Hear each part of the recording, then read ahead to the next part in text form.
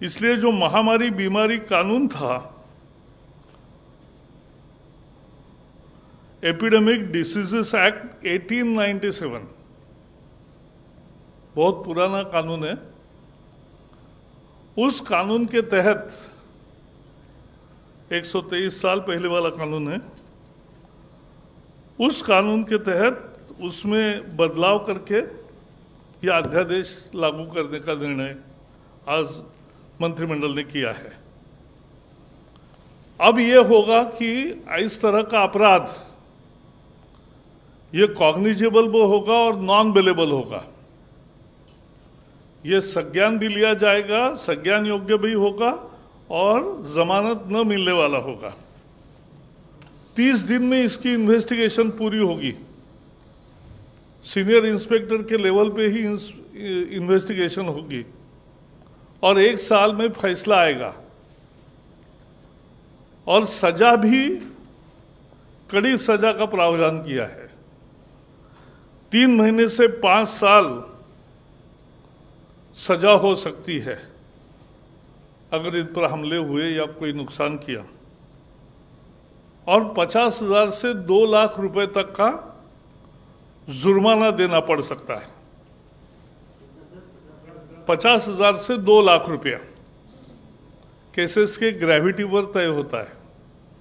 और अगर बहुत गंभीर हमला है,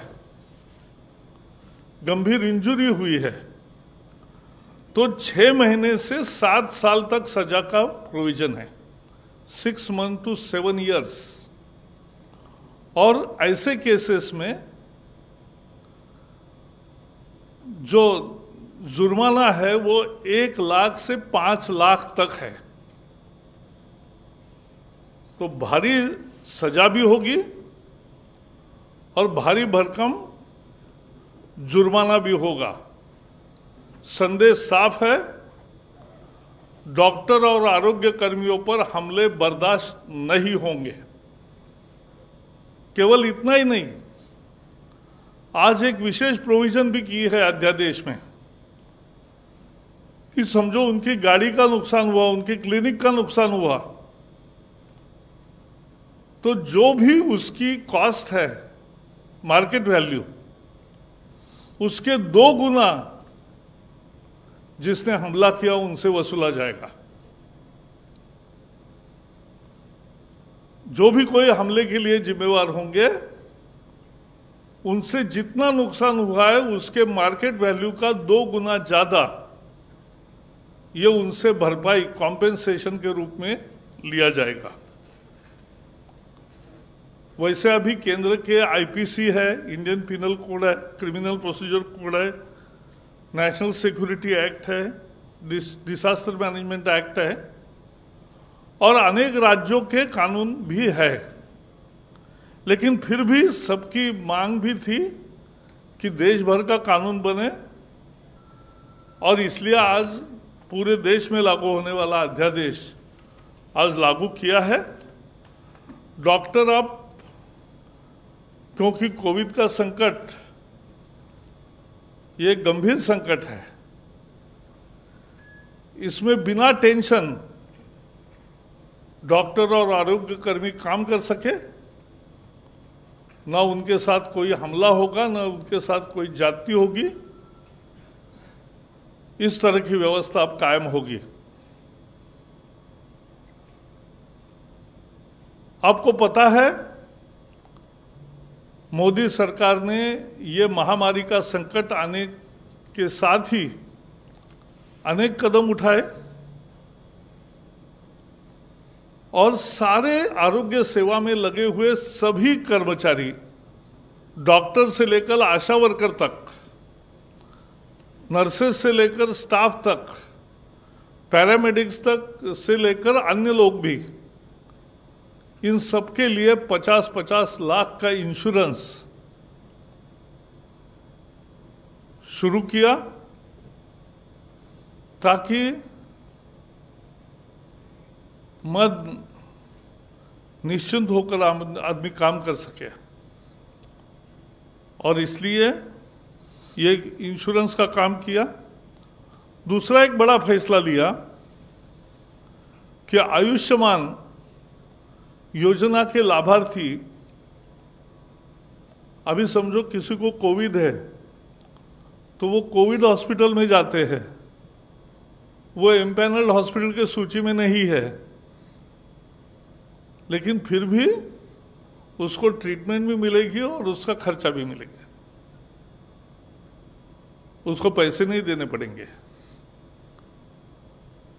आयुष्मान भारत के जो योजना के जो पीएम जय योजना के जो 50 करोड़ से ज्यादा लोग लाभार्थी है,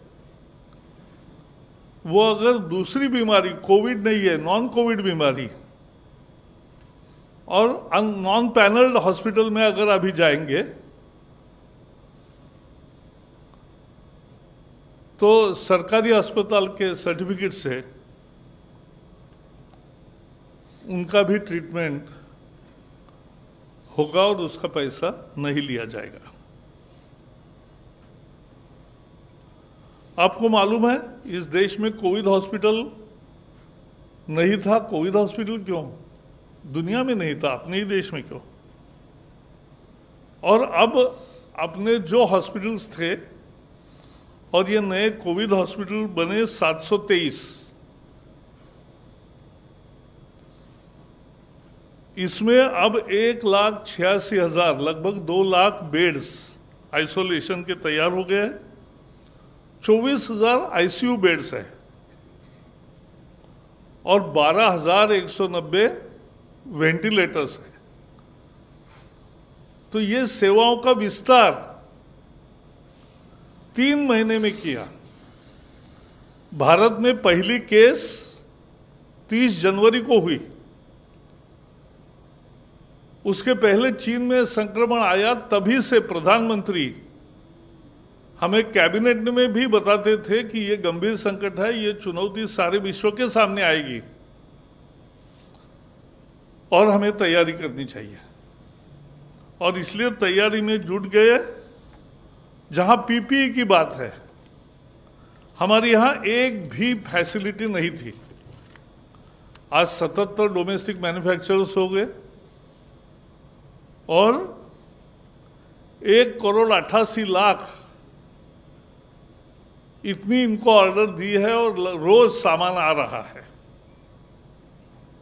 N95 मास्क जो डॉक्टरों को लगाने चाहिए, जो आरोग्य कर्मियों को लगाने चाहिए, जो कोविड के पेशेंट से ट्रीटमेंट का काम करते हैं, उनको लगाना चाहिए। इसकी अभी 24-25 लाख है उपलब्धता और 2.5 करोड़ लगभग ऑर्डर दिया है। तो ये विस्तार है सेवाओं का।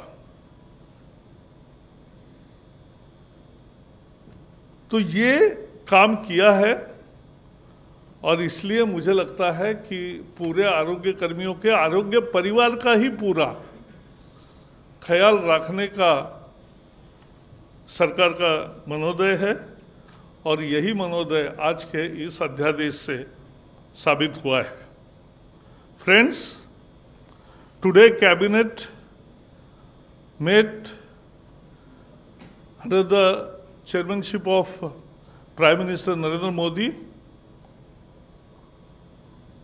and approved promulgation of an ordinance to amend the Epidemic Diseases Act 1897 in the light of pandemic situation of COVID-19. And this actually protects the whole health fraternity, including doctors, nurses, paramedics, up to ASHA workers.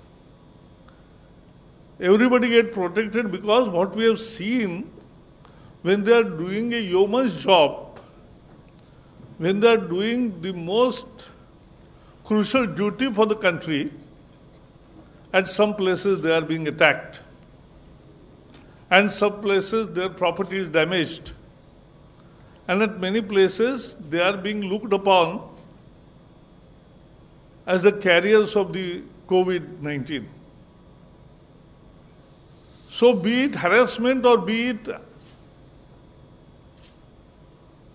criminal offense against them in form of violence, for this government, that's a zero tolerance area. We will not allow this to happen in this civilized society, and therefore the ordinance proposes that within 30 days the investigation will be over. Within 1 year the decision of the case will be, the final decision will come, and the punishment ranges from 3 months to 5 years and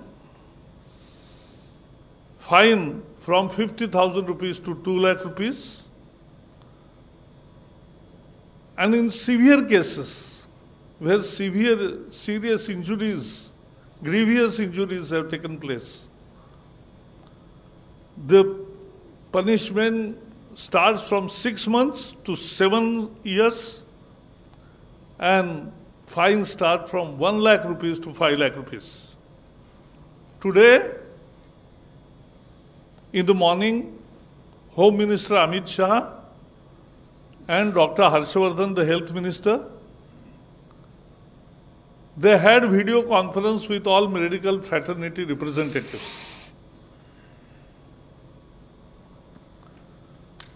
And they promised that here is the government which will protect them and which appreciates and salutes their human services for the country. आज अमित शाह जी और हर्षवर्धन जी आरोग्य मंत्री, स्वास्थ्य मंत्री, उन्होंने आज ये जो वैद्यकीय परिवार के प्रतिनिधि है उनके साथ, स्वास्थ्य परिवार के सभी प्रतिनिधियों के साथ एक वीडियो कॉन्फ्रेंसिंग की। देश भर के अनेक लोगों से बातचीत हुई और उसमें आश्वस्त किया गया कि आपका ध्यान सरकार रखेगी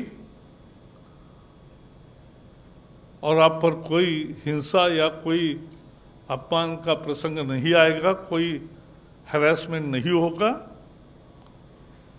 और इसलिए अभी केंद्रीय कानून भी है, NSA, disaster management act,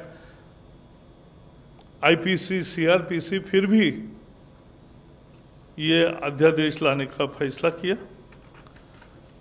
and today, as you know, for last 3 months government is super active on the front of providing best services, and already all the health fraternity has been provided with 50 lakh rupees insurance per head.